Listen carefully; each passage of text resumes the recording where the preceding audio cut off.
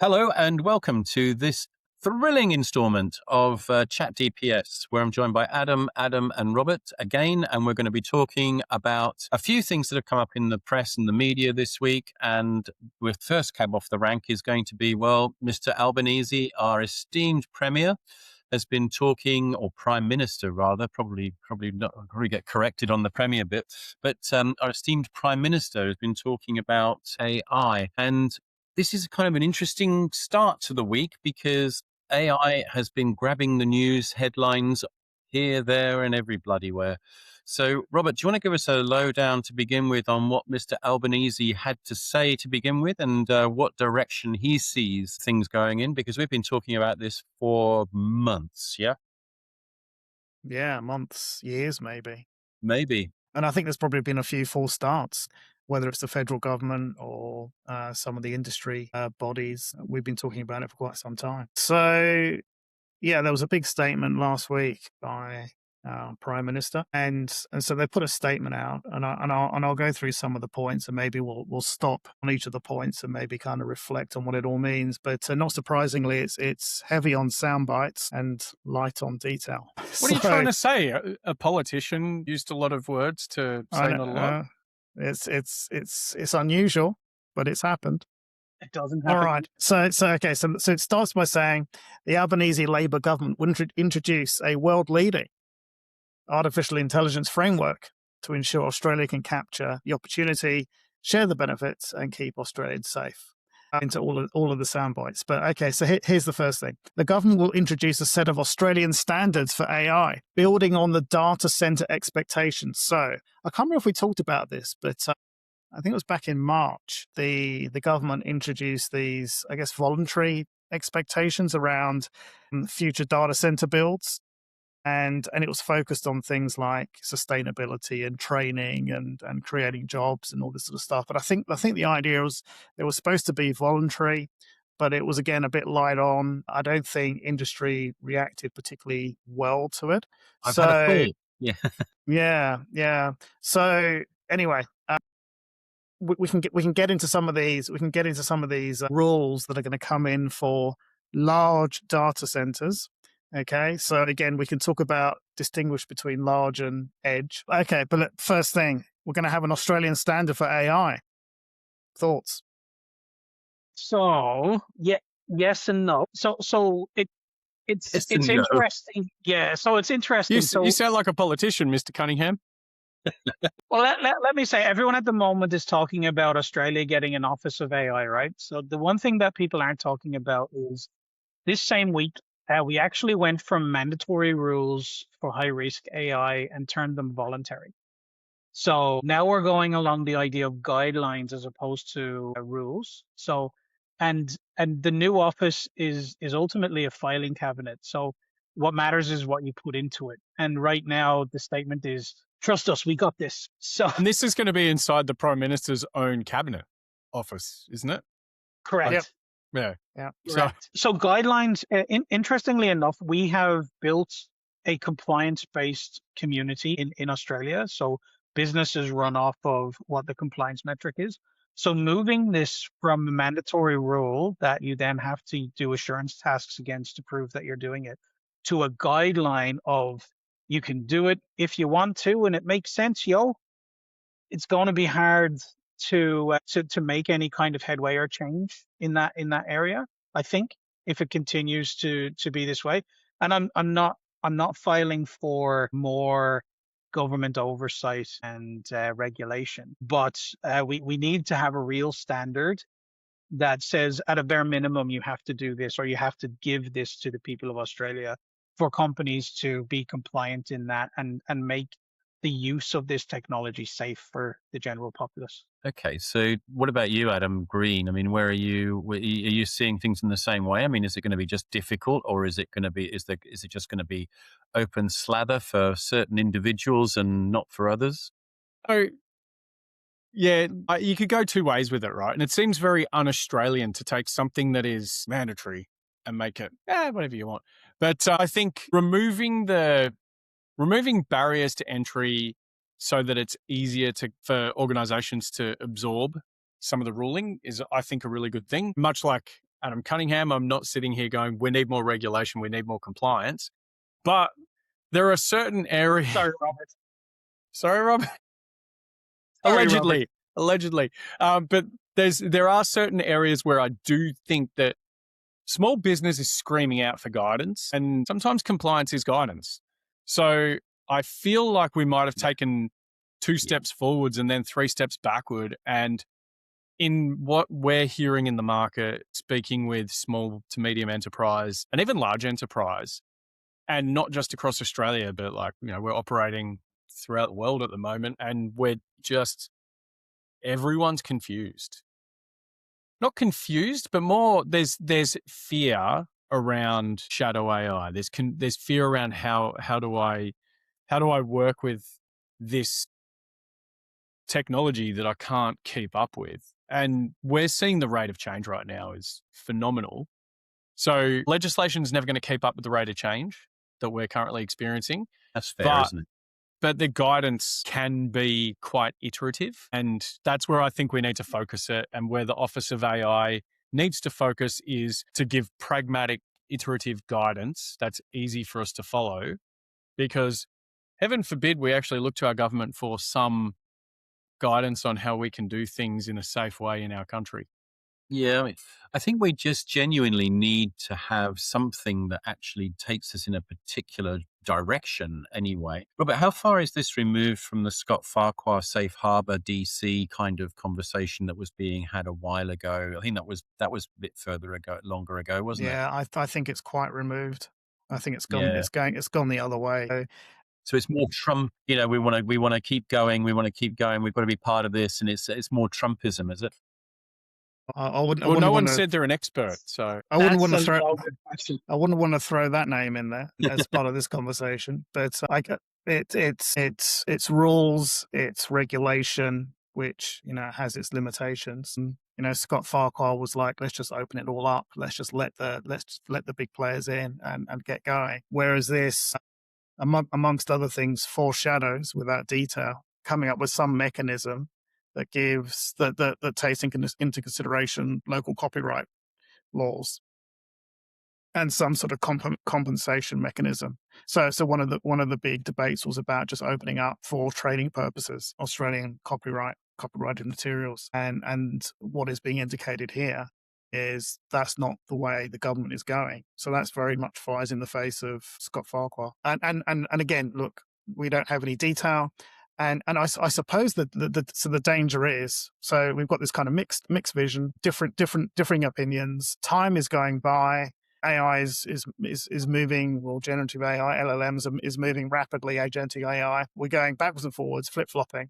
And yeah, in the meantime, if I think one of the dangers is that we create this really complicated regime, and these big players that we seem to be courting in the LLM space. May just go, you know what, Australia's too hard to deal with. It's too small a market. We're just going to go somewhere else. And I think that's the risk. Yeah. Is where we end up. So you only have to walk through an international airport outside of Australia to see how far behind we are. I mean, Adam, I think you've been in the US recently. I was recently in the US, and you couldn't turn your head without seeing advertisements for how ChatGPT or Claude are going to help a farmer with picking carrots. So it's not just the US. Like I was in Canada, and it's the same thing in Canada. And we were just in PNG, Nick, and there was advertising for AI in PNG. And when I was in Singapore, you go through Singapore airport, the whole thing was just AI advertising. Walk through Australian airports, and it's Samsonite bags, Samsonite luggage, and get Deloitte to do your tax return for you. Which is a real shame, right? Because I mean, Samsonite is not an Australian brand to begin with, and so that's the serious thing. And my point around this was going to be around, well, I think some of Albanese's speech was centered around the fact that Microsoft are making massive investments in data centers here in Australia. Yeah. And I'm thinking that does fly in the face of the sovereign solutions that we've been potentially exploring. So, Robert, I think comes back to your point around this kind of is, we've kind of made a major shift. We've gone from complete left to complete right, and or complete right to complete left. Doesn't matter. I don't mean it in a political wing perspective, but we've kind of done a volte-face around this, and all of a sudden we're somewhere different again. And Yeah. have we confused the whole thing, Adam Cunningham? A little bit. My concern is more in the future. So if we have an Office of AI and they're there to help the country with its direction, something the government has never been good at is having a leader in these spaces that is a leader in this space. So, Or in their having seat for more than 18 months. so having someone who's going to take this on for the next 5 to 10 years, doesn't matter which government is in it. Having someone who's an expert in this field to help lead us go that way. This is something that is kind of alien to us from the political landscape, and it's something, at least in this space, to what Robert was saying before. The space is so different, and the big players can say Australia is too small a market and just leave.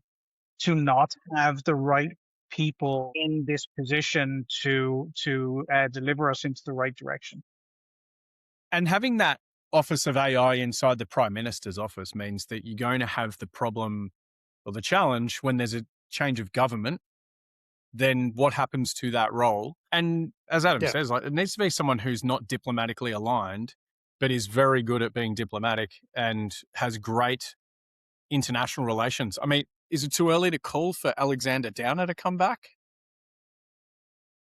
But that's political still. And I think what you actually need is somebody who's independent. And I don't think we do it so much in Australia, but probably in other countries, maybe the UK, they have this concept of appointing a czar. So some sort of, and in this case, it'll be an AI czar who should be independent of political parties. Yeah. But God, I thought you were taking us back down Roman times just then. So could be. Glad you clarified that one. Russian Revolution. But basically, they need to be an expert, and they need to be given the backing and the funding and permanency. Yeah. To actually deliver something, which sits outside of the political circles. They need to be plugged into the political circles, but they need to be able to move outside of that and actually already have connections with OpenAI, Anthropic, Meta, all these big players, Grok, and be able to go to Silicon Valley and actually talk with these people and be respected. So it's not going to be easy, but I'm sure there are a few people out there. I'm not going to sit here and speculate, but you need that sort of role connected to this Office of the AI to actually lead this. That's a great segue to Adam Cunningham is now announcing his candidacy. Yeah. I didn't realize that he was a politician, actually. I will say it is important to have someone who isn't chained to a business either. So, there are a lot of people in Australia that have lived and breathed in AI that I've met over the years through building my business and everything else as well before getting out of that. So there is a number of people that are perfectly suited to do this type of role. But our government hasn't been great at that. Like, our government has been great at putting in ex teachers and ex accountants in roles like agriculture, these type of things. And the way they've gotten around it is they have a group of people that will advise them that are experts in the area. And I'm not sure that specific model works in this use case. That's all. Yeah. We need like a Scott Wilkie or someone like that. I don't want to name anybody, but there's well, I just did.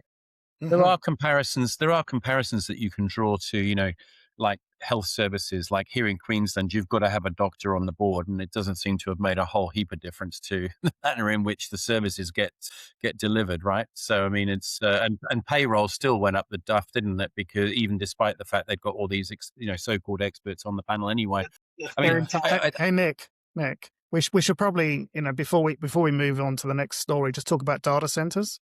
Yeah, okay, let's do that. Yeah. So just on that, these rules, the rules they're coming out with, which apply to large data centers. So I'm sure small, medium, edge, whatever you want to call it, probably makes up 80% of the market. So interesting to distinguish between the two.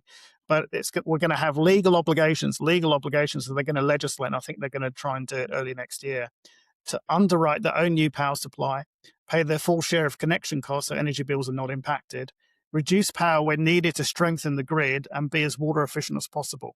So this is quite an interesting thing as well. So when you look at the US, new data centers seem to be the new kind of thing that everyone just kind of beats up on. And I'm sure that's going to be coming here. So as people look at planning, there'll be a whole bunch of people protesting. We don't want any data centers in our backyard, that sort of thing. So interesting that there's going to be some, as I say, we had some voluntary guidance back in March, wasn't really well received. We're going to have maybe some stronger detailed rules coming through, which is going to be turned into legislation again. This seems a little redundant though, Robert. So this is like Equinox and NextDC, right? There are big data center providers. So I can't speak for Equinox, but I have had a past with NextDC, and they already do all of this stuff because it's better for the Their bottom own line. interest. 100%. So they do all of this side of things. They want to be more efficient and use less water because it's cheaper. They want to be able to downgrade power when they don't need it because it's cheaper. And so all of this stuff is kind of already happening at the larger end anyway. So to legislate it seems like a ruling for no reason. Whereas if you were to put that on for everybody, kind of like our budget, right? If you made a rule for everybody and not just new people, maybe it would be a better rule. Yeah. And now there's future-facing talk of, picking up on the whole not in my backyard thing, there's future-facing talk of data centers, especially for AI usage, being deployed out in the oceans because we're not using that surface. Come on, Adam, think out of the box. Data centers in space. Come on. Data centers in space. space. Let's just do it. Yeah. You don't want to go into space. Then where's the ownership? But Microsoft have been doing that for a while now. They've had them in the ocean for a while, right? I mean, it's not really anything new. But the other piece with that was around trigen with gas feed and obviously the reversing refrigeration, so you can cool people's homes that are going to be around a data center or whatever. So you've got sort of all sorts of different, sort of opportunities there. And I think it was at the very infancy of some of these technological changes where people had these wonderful ideas. And now everyone's talking about solar and wind and all sorts of different, mixed energy, or mixed renewable opportunities. But I think, I'm not being funny or anything. You're exactly right, Adam. These things have been around for donkey's years, and it's in their own bloody interest to do it anyway, because it reduces their overheads. So, Yep. Initially a whole bunch of grants to reduce how much it costs to build these places to start with. So yeah. It just and it just goes down that particular rabbit hole, doesn't it? It's sort of like, well, yeah, we're gonna tell you what you're gonna do, and it's gonna be what you're doing already because it already proven to be the case. Yep, definitely doesn't sound like the mining industry at all. Okay. Does anybody else want to finish up on the data center piece? It's a good conversation to be having. I mean, the ability for us to participate in that regard, I think, is majorly important. But if all that we're going to do is open the doors up and bring in, a major American overseas companies, then I think it's an opportunity missed, to be quite frank with you. And that's an opinion. It's my opinion, and I'll stick to it. But anyway. 100%. By the by, we also wanted to talk this week about the Big Four. So news this week, as we started the working week, was around another data breach, but this time it was from one of the Big Four agencies, which followed up from last week, where we had another major data breach by one of the Big Four agencies. So they're in all sorts of turmoil at the moment. New CEOs being appointed. They need to take back the moral high ground around what they're doing and how they're doing it. What have we learned over the last couple of weeks? I mean, maybe it's first in the first instance talking about what these outages were. I mean, what happened in regards to these outages? Adam Green, do you want to kick us off with that? Oh, I've been so tied down in what actually happened with a different breach and writing a dossier on HeartNet Health. So I know Adam Cunningham has been the one doing a bit of research into what happened with EY. So we'll pass over to him, and then I can add some commentary afterwards. That's okay. Basically, what happened was their support structure, IT support structure, was well got breached. And in fairness, so I'll give EY, their security team, an awful lot of props. they were on it instantly. They started their incident response process straight away and worked in with that. And that one has come out now. They had to file because obviously it's a tell when these things happen. They said they're not aware of any further exposure to any data beyond the IT support side of things, which is good. And they think it was an individual, there was just individual data compromised on a per client basis. So there was some information that went out, and they've been working with an independent security firm, which, read into that as you will. They actually have their own cyber department. So but yeah, so they've worked out with a third party to try and fill these holes. The problem is whenever you've got a large service department that is global, it's very hard to have continuity across the globe in those areas and those systems. Well, Robert, do you want to comment about that? Because the legislative risk requirements around the continuity are really one of the things that come to mind. Yeah. They do. My initial reaction. So I'll start with my initial reaction, then let's bring it up to regulation and legislation. Another day, another breach, and just because it's Big Four, that's just a coincidence. Third-party supply chain risk, compromise. Just the kind of usual. Really, it could have happened to anyone, and it does happen to anyone every single day of the week. It just happened to be EY and a Big Four participant that happened to get announced and breached just this week. So there's that. The second thing I think about is yet again, why is personal information in this IT support ticket? Tax file numbers. Why is this sort of information not obfuscated in some sort of way? And so that's an operational issue. That's a policy process training issue. Again, it's governance, a failure of governance ultimately, because you should be looking at your data and your risk, and somebody should be asking the question, why have we got to reveal this personal information in this sort of circumstance? And then in terms of consequence, well, so I think this one originated out of the US, so they'll have their own privacy legislation. But yeah, if it was something that was Australian compromise, you immediately go to Privacy Act and the APPs, and has that organisation properly secured personal information? Probably not. I mean, in this case, it's pretty low level, so it sounds like the consequences would be pretty minor. They wouldn't necessarily be dragged over the coals. They'd probably get a slap on the wrist from the OIC, as long as it sounds like they've taken it fairly seriously. And they're going to make some changes. So we can extrapolate this, Robert. Though, for the most part, in these support ideas, something happened in a database. The database got pulled down and fixed and deduped, and the copy didn't get moved away, or the information got held in a ticket or something.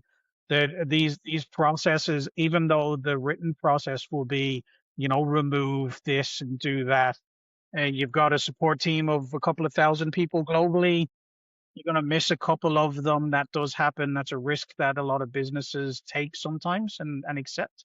And this is the consequence of that exception, that risk exception process. So I will say one thing that just rings true in every single breach now is the same thing I've been banging on about for a while. We've got breach fatigue. The breach isn't what creates the reputational damage anymore. It's actually the strategic communications and the way that you handle that first. It's 24 hours, but really the first 72 hours. And in this case, like Adam said it himself, they've done a really good job of the way that they've advertised this out to the market. They've been upfront, honest. They've been able to tell us what they did to activate that recovery. They're able to say on the face of it, not a lot of data's gone missing. And it rings true whether you're in the Big Four or you're at the medium to small end of town. Your incident response preparedness needs to be really focused around your strategic communication and the position of assumed breach. How are we going to recover and react, and what's our outward stance going to be, or what's that public face we're putting in front of people in the event that we are breached. And this has just highlighted a great example of this was handled well. Telstra, we spoke about it recently. That was handled really well, their strategic communications. There's a bunch of others where the strategic communications weren't great in the first 24 to 72 hours, and we watched them get crucified by the media and the government stepping in and crucifying them.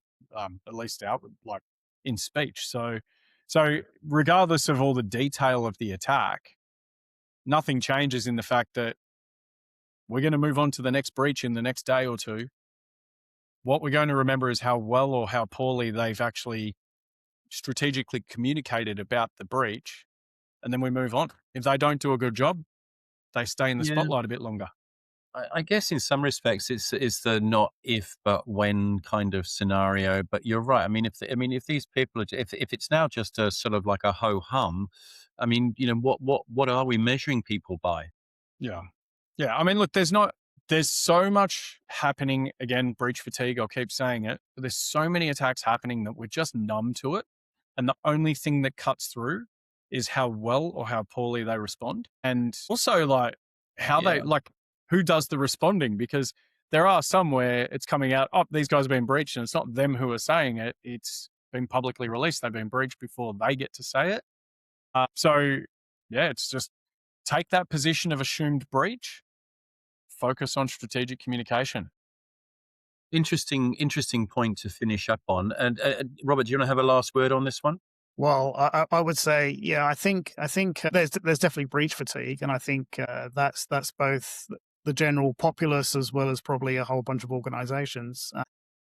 I think the thing to add to that is this is where the regulators, here we go with compliance and regulation, this is where they have to step in, and they have been, and they will continue to do so, because the way you shake people out of fatigue is to deliver hard consequences. And some of these fines coming out may not be significant, but they'll keep coming, and maybe they'll go up a little bit more. And at some point, they're gonna make directors responsible as well and accountable. And you'll hopefully see a shift in behavior, because if the number of breaches and the existing legislation isn't enough, then being dragged through the courts and being fined might actually wake a few people up. And then if you actually fine and ban a few directors, then maybe that'll shift things as well. So I think that's probably where it's got to get to.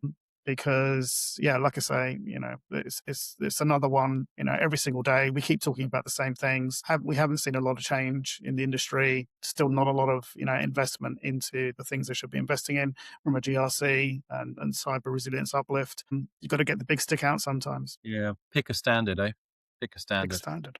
Yeah. Okay. Well, look, on that note, gentlemen, thank you so much. It's been a really lively debate this week, and quite positive to hear some of the, there's lots of positives to come out of some of these negatives, right? So on that note, thank you. That was ChatDPS for this week. Look forward to catching up with you again soon. Bye. Thank Take you. care.